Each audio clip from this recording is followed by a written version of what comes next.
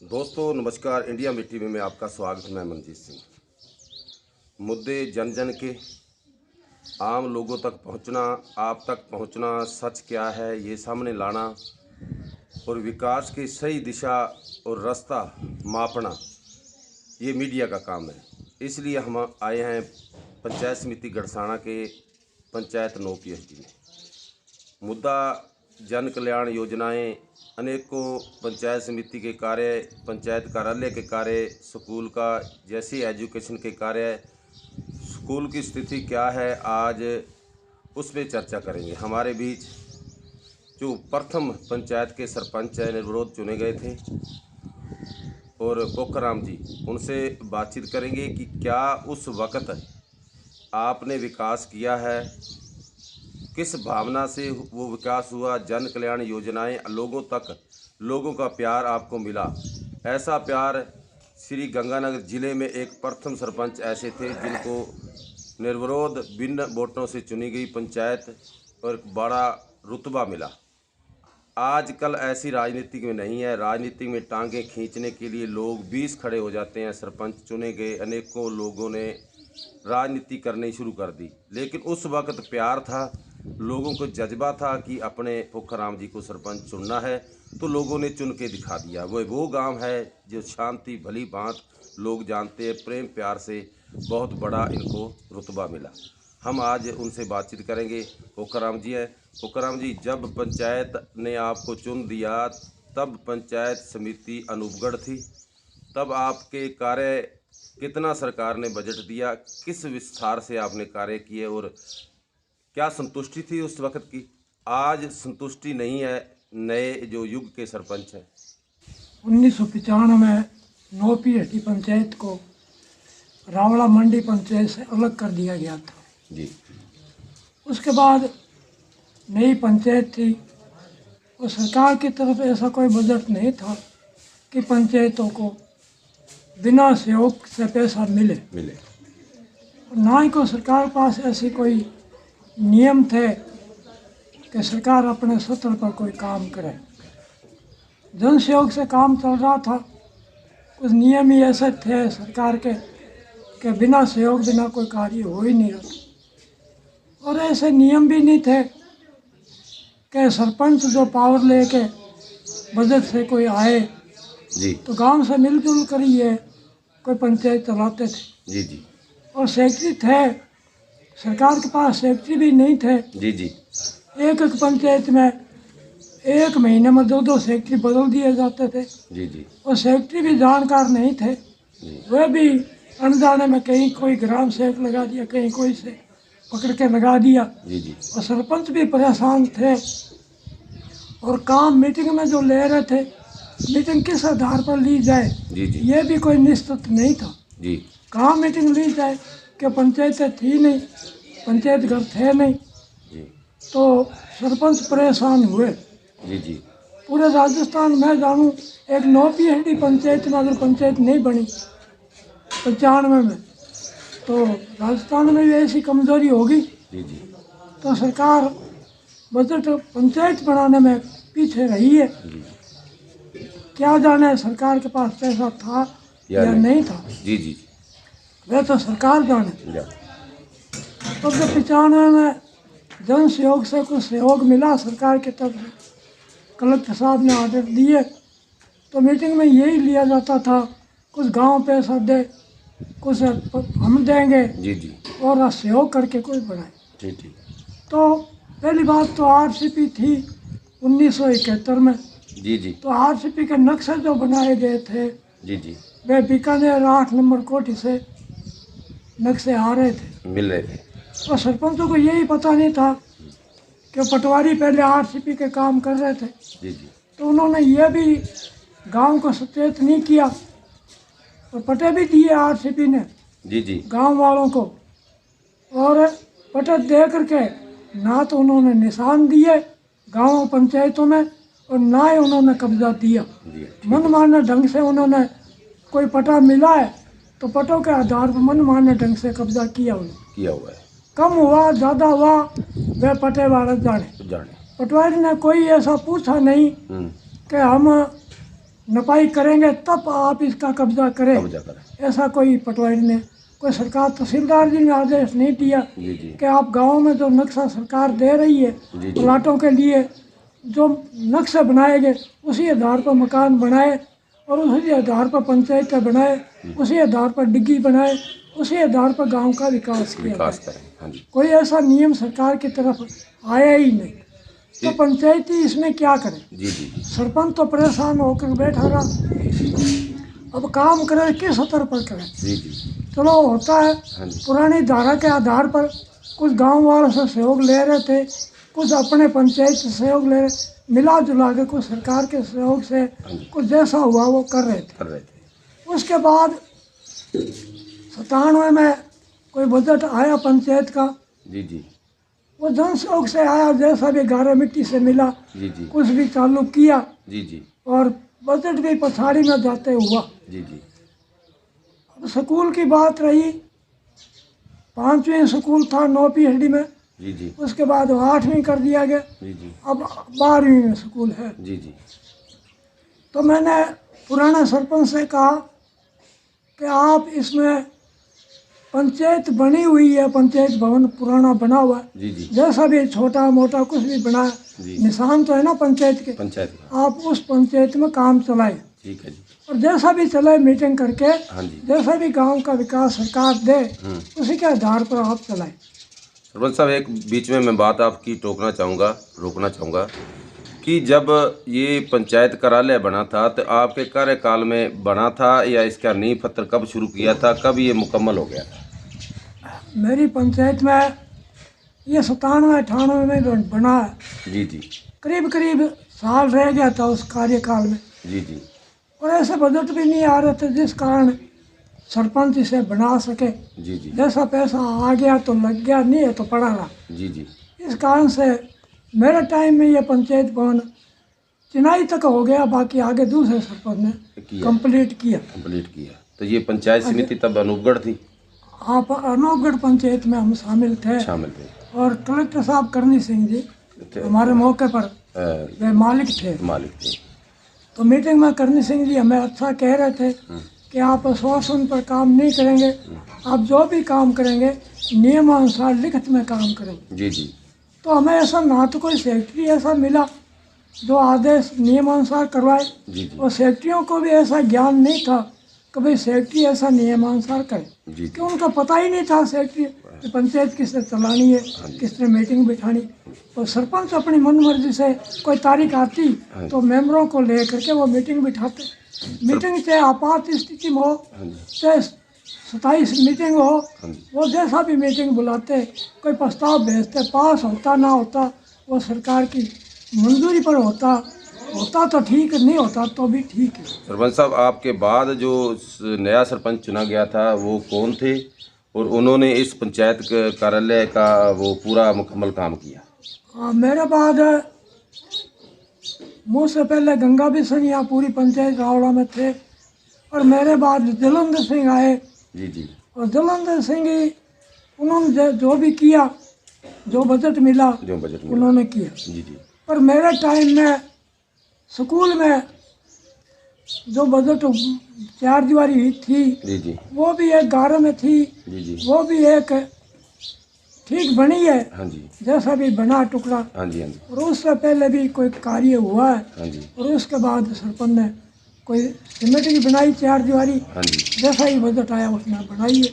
और जलंधर साहब ने, जलंधर सिंह ने ऐसा कोई जो बजट आया मेरी समझ में उसके बारे में भी कोई ऐसा बजट नहीं आया। और मेरे को ये पछतावा था हाँ जी कि पंचायतों में काम हो नहीं रहा, सरपंच बेबस है, सरपंचों के पास ऐसा कि ये नियम भी नहीं था कि मनमाने ढंग से वो कर सके, इसलिए वो भी सरपंच चले। आपके बाद जलंधर जी आए, जलंधर के बाद बाबूलाल आए, जनप्रतिनिधि बाबूलाल जी आए, उनकी वाइफ थी वहाँ सरपंच। लेकिन इस पंचायत कार्यालय में लगातार 3 जो कार्य थे सरपंच के, 3 सरपंचों ने इस कार्यालय में काम किए। लेकिन अब क्या हो गया, जो चौथी बार सरपंच बने और उनको कार्यालय ये पसंद नहीं आया और नया बनाना पड़ा, ये कहाँ तक उचित था? 18-20 लाख रुपए का उसका बजट उस पर लगाया गया। लेकिन क्या ये कार्यालय आज पूरा पुख्ता सही नहीं है, या इसमें कोई कमी है, या बिल्डिंग डैमेज है? क्या कारण है जी? मैंने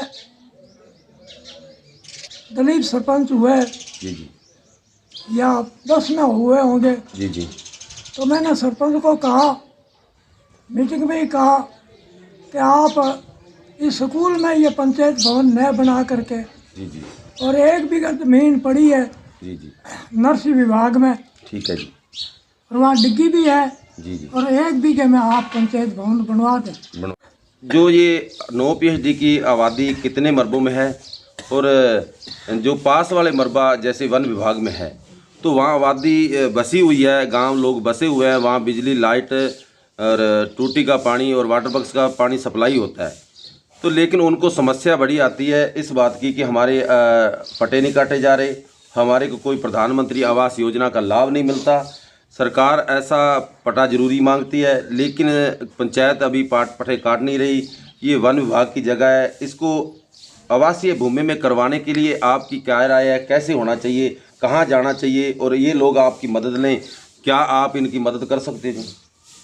पहली बात तो ये जो नर्सरी विभाग है, जी जी ये केंद्र के अधिकार में है, जी जी क्यों राजस्थान सरकार के अधिकार में नहीं है। जी जी तो पट्टे बनाना राजस्थान सरकार का काम है, वो आदेश दे तभी पट्टे बने। पट्टे बने, इसलिए पंचायत जो कह रही है जी जी कि मैं तो ऐसा कोई आदेश नहीं, जी जी और ना ही ऐसा कोई नियम बनाया जी कि जो 25-30 साल 40 साल पुराना वासिंदा है जी उसके लिए जहाँ बैठा है जी जी वहीं पट्टे दे दिए जाए। जी जी ऐसा नियम तो बनाया सरकार ने जी 1976 के, 1971 के, 1956 के, जी जी और आगे भी नियम बनते जाते हैं। जी जी नियम तो है, जो वासिंदा 25 साल का है बैठा वहीं पट्टे दे दिए जाए, जी जी चाहे जगह कैसी भी हो। जी पर ऐसा पंचायत तो बनाती नहीं, जी ना पंचायत को ऐसा आदेश है। जी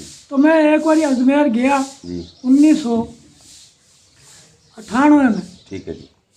और अजमेर में जा करके रेवेन्यू बोर्ड में मैंने निवेदन किया कि आप मुझे ये नर्सरी विभाग का कब्जा तोड़ करके जी जी हमें पंचायत को ये सौंपे, जी जी ताकि ये पंचायत इसका पता बनाए। जी जी ये यहाँ 25-30 साल से लोग बस रहे थे, बस रहे थे, अन्य जगह जा नहीं रहे थे, जी जी और यहाँ बिजली भी है जी नर्सरी विभाग में, और पानी की व्यवस्था भी है, जी और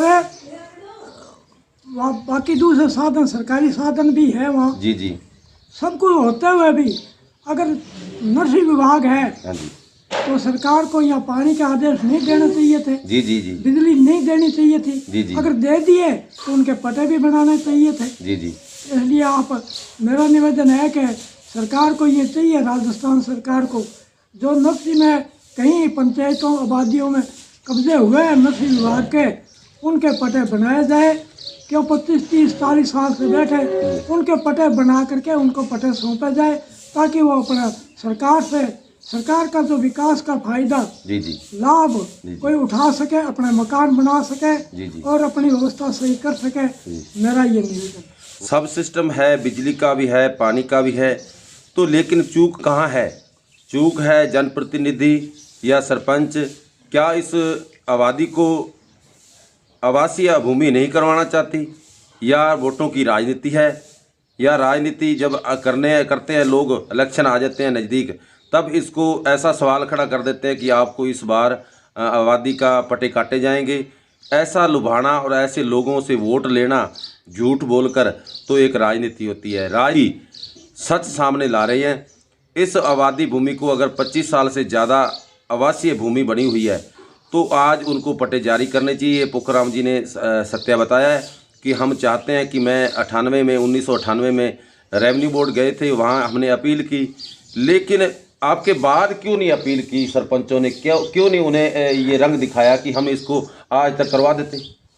क्योंकि आज इतना भारत में वोटिंग हो रही है, कहीं भी हो रही है, जी जी किसी प्रांत में हो रही है, जी जी चाहे दिल्ली में हो रही है, सब आश्वासन पर वोट दिए जाते हैं। जी जी सरकार के नियम तो कुछ और है, जी नेताओं के नियम और है, जी जी और ऐसा पब्लिक जो अनपढ़ है जी जी या पढ़ी है तो भी अनपढ़ है, जी जी इसलिए सूझबूझ है नहीं। जी जी पब्लिक ये चाहती है हमें कहीं से लाभ मिल जाए, जी चाहे झूठ से मिल जाए, सच से मिल जाए, जी जी किसी नेता को गुमराह करके मिल जाए, जी जी चाहे वोट के जरिए मिल जाए, जी। हमें मिलना चाहिए। जी जी पब्लिक तो अनजाने में शायद जान के कर रही होगी, जी जी पर मेरा मानना है जो भी वोट का समय आ रहा है, जी जी सरकार उन पर अंकुश लगाए, जी जी उनकी वाणी पर अंकुश लगाए, जी जी और जो वादे कर रहे हैं जी उन पर जो चुनाव आयोग है हाँ जी वह उन पर अंकुश लगा करके, और जो वादे कर रहे हैं झूठे, हाँ जी उन्हें झूठे वादों वोट लेकर के जीत जाते हैं। और बाद में होता है क्या है जी जी कि सरकार दे नहीं रही, और पंचायतों के या एमएलए के पास होता नहीं, जी। और वो झूठ बोलते बोलते अपना 5 साल गुजर कर देते हैं। इसलिए काम विकास, भारत का विकास, गांव का विकास जैसा का वैसा पड़ा है, और पब्लिक जो लूट रही, कसोट रही, या नेता लूट करके किसी को दे रहे, वे भी भ्रष्टाचार है। इसलिए समझ में नहीं आ रहा है कि ये राज्य, ये सरकारें, भारत का संविधान कैसे चलेगा। जी जी समझ से बाहर है, परे है। कौन इसका नेता है, कौन मालिक है। जो 5 साल बन गया, उसे 5 साल पूरे करने की या शोषण करने की एक निगाह है, और उनका एक निशाना है। इसके अलावा उनके पास कुछ नहीं है, और पब्लिक जो है लेने के सिवाय और उसके पास कुछ नहीं है। सिर्फ वोटों के बहाने ले करके इस भारत को गुमराह करके बेवकूफ़ बनाएगा। सरपंच साहब, आखिरी, क्या राजनीति में ऐसा हो रहा है कि आपके वक्त कितना पैसा चुनाव में लगता था, आज 20-25 लाख का आंकड़ा पार हो गया है? क्या वो 20-25 लाख लगाकर अगर सरपंची लेता है, क्या वो पंचायत को बख्शेगा?